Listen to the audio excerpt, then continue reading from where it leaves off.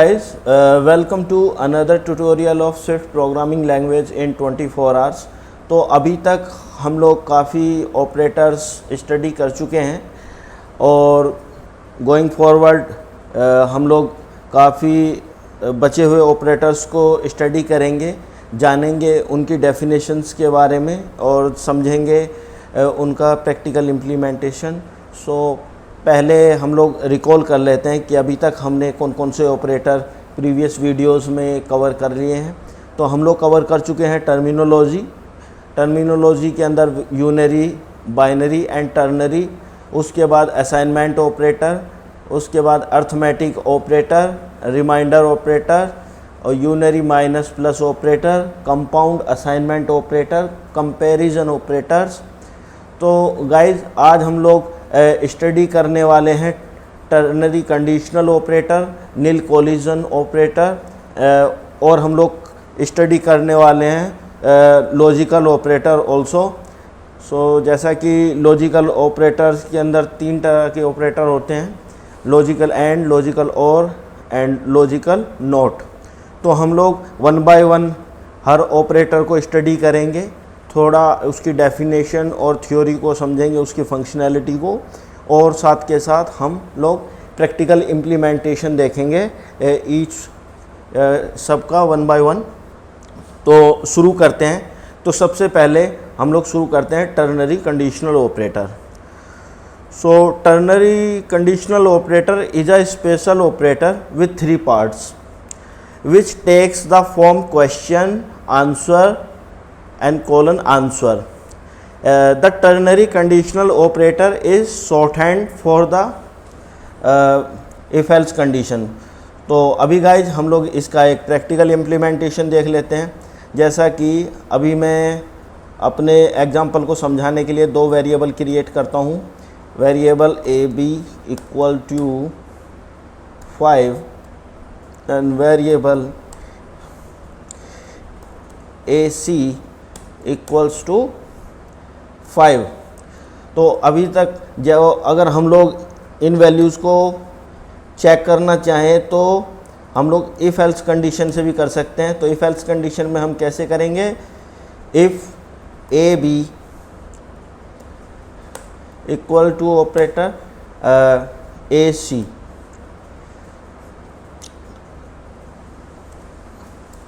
And यहाँ पे हम जो भी स्टेटमेंट प्रिंट कराना चाहें वो प्रिंट करा सकते हैं।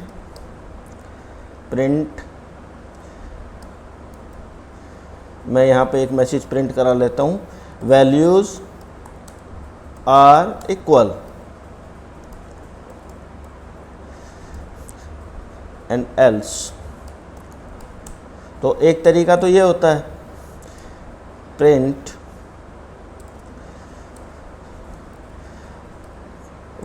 values are not equals, values are not equal। तो अभी हम लोग रन करके देख लेते हैं। तो एक तरीका तो ये है कि हम लोग इस तरीके से चेक कर सकते हैं कि वैल्यूज़ इक्वल्स हैं या नहीं है, और उसमें इफ़ एल्स कंडीशन लगा के हम इसको चेक कर सकते हैं। लेकिन सेम काम हम टर्नरी ऑपरेटर्स की हेल्प से भी कर सकते हैं। कैसे करेंगे अभी हम आपको दिखाते हैं। लाइक वेर एक रिज़ल्ट नाम का वेरिएबल मैं बना लेता हूँ, ओके। और यहाँ पे हम चेक करेंगे A B equal to A C question mark. अगर इक्वल है तो वैल्यू हो जाएगी values are equal, okay. And अगर इक्वल नहीं है तो यहाँ पे एक मैसेज हम देंगे, values are not equal, okay. और इसको हम एक ब्रैकेट के अंदर कर देंगे, राइट, ठीक है। तो अभी हम लोग रन करके देखते हैं इसको। I think result already declared किया हुआ है, तो ठीक है। रिज़ल्ट ऑफ वैल्यूज़ ऐसे करके एक वेरिएबल बना लेते हैं, कोई इशू नहीं है। ठीक है, अभी ये एरर चली जानी चाहिए। तो अभी मैं प्रिंट कराऊंगा, तो जैसा हम देख सकते हैं यहाँ पे सेम रिज़ल्ट, जो इफ़ एल्स कंडीशन से सेम रिज़ल्ट प्रिंट हो रहा है, वही सेम रिज़ल्ट हमारा टर्नरी ऑपरेटर से भी यूज़ हो रहा है। काम हमारा अच्छा खासा बन रहा है। तो हम लोग टर्नरी कंडीशनल ऑपरेटर्स भी यूज कर सकते हैं जब कभी भी हम चाहें, और ये थोड़ा शॉर्ट हैंड सिंटैक्स होता है और काफ़ी सही रहता है। तो अभी हम लोग नेक्स्ट ऑपरेटर पर मूव करते हैं। नेक्स्ट ऑपरेटर है नील कोलिजन ऑपरेटर। सो पहले इसकी एक डेफिनेशन देख लेते हैं, समझ लेते हैं बेसिकली थियोरेटिकल ये होता क्या है। The nil coalescing operator unwraps an optional if that optional contains a value or it can return a default value if that optional is nil। मतलब इसको इजी लैंग्वेज में समझे तो कि जो नील कोलिजन ऑपरेटर है ये बहुत यूज़फुल होता है कि जब हम किसी ऑप्शनल को अनरैप करते हैं उसकी वैल्यू गेट करने के लिए, तो उस केस में अगर ऑप्शनल के अंदर वैल्यू है तो उसकी जो ऑप्शनल की वैल्यू है वही हमें मिलती है। But if in any case उस ऑप्शनल के अंदर वैल्यू नहीं है, दैट मीन्स ऑप्शनल जो है उसकी वैल्यू नील है, तो उस केस में हम चाहें तो कोई डिफ़ॉल्ट वैल्यू पास कर सकते हैं। तो एक एग्जांपल के ज़रिए हम उसको समझते हैं। फॉर एग्जांपल मैं एक वेरिएबल बनाता हूँ कलर और उसमें असाइन कर देता हूँ रेड, ओके, एंड एक न्यू वेरिएबल बनाता हूँ नेम और इसको मैं कुछ भी असाइन नहीं करता हूँ, सिर्फ ये मैं स्ट्रिंग टाइप का बना देता हूँ और ये ऑप्शनल बना दिया मैंने। अभी मैं इसको अनरैप करता हूँ नेम को, var colour name equals to name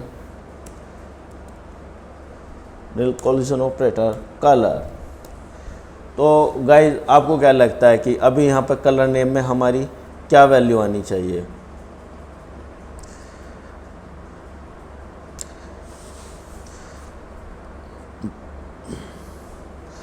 तो जैसा आप देख रहे हैं constant name used before initialisation. तो अगर मैं इसमें कोई वैल्यू डाल देता हूँ यहाँ पे लाइक ग्रीन,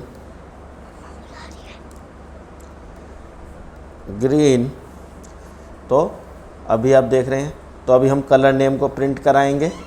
ठीक है, तो left side of nil coalescing operator this has no optional type string, so string, okay this is fine. So अभी जो हमारा ये नेम वेरिएबल है ये ऑप्शनल टाइप का है और पहले हम इसको टेस्ट करेंगे विद वैल्यू, तो it should print green, right, क्योंकि जो हमारा ये कलर है ये हमने डिफ़ॉल्ट वैल्यू पास किया नील कोलिजन ऑपरेटर के अंदर। तो इन केस अगर नेम की वैल्यू नील होगी नेम वेरिएबल की, तो तब हमारी जो कलर के अंदर वैल्यू है वो पास हो जाएगी, नील कलर नेम के अंदर नहीं आएगा। तो पहले इसको प्रिंट करके देखते हैं। जैसे कि आप देख सकते हैं ग्रीन आया लाइन नंबर 161 पे, और चेक कर सकते हैं अगर मैं यहाँ पे असाइन कर देता हूँ नील, तो अभी हम चेक कर सकते हैं कि बेसिकली नील कोलिजन ऑपरेटर जो है वो करता क्या है। तो अभी जैसे मेरी जो नेम वेरिएबल है उसके अंदर नील असाइन है और ये ऑप्शनल टाइप का है, तो जब हम नेम को अनरैप करेंगे तो उस जब नेम में नील होगी वैल्यू, तो ये नील ना असाइन होकर कलर नेम के अंदर जो हमने डिफ़ॉल्ट वैल्यू पास किया नील कोलिजन ऑपरेटर के थ्रू, वो हमारी कलर नेम वेरिएबल के अंदर आएगी। तो प्रिंट करा के देखते हैं।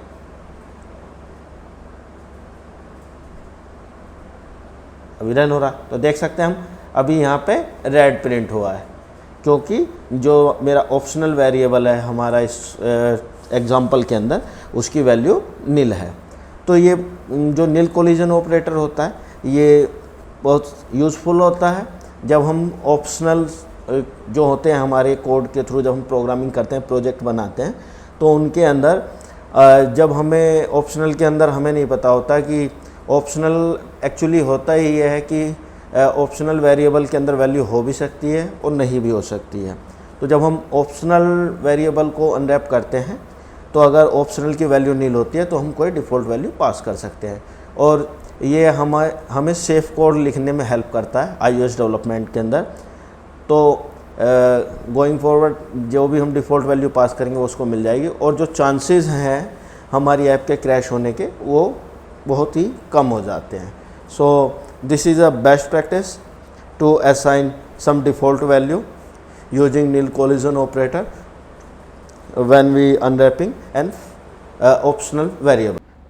आज के ट्यूटोरियल में इतना ही, मिलते हैं नेक्स्ट वीडियो में, बचे हुए ऑपरेटर्स को स्टडी करेंगे। और आपको ये वीडियो कैसी लगी आप कमेंट के द्वारा बता सकते हैं, और अगर आपकी कोई भी क्वेरी है किसी ऑपरेटर या किसी ऑपरेटर की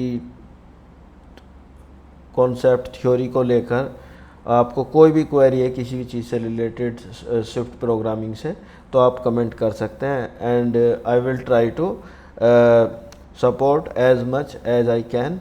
मैं अपनी तरफ से पूरा प्रयास करूँगा। और thank you so much for watching.